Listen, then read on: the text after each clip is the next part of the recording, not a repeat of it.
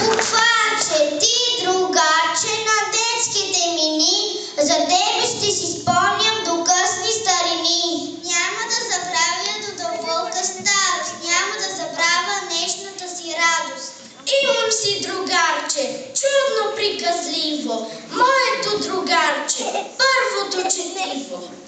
Щом като разтворя твоята шир прекрасна, ти ме заговаряш простичко и ясно. Че с тебе аз научих да пиша и чета, през чудно гледалце да гледам аз света. В тебе грее, ясно грее слънце ново, скъпо и прекрасно българското слово.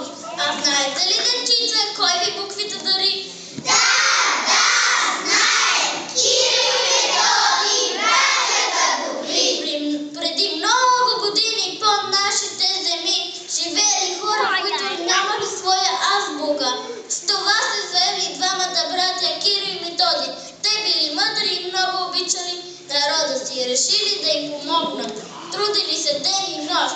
Накрая съставили нашата славянска азбука.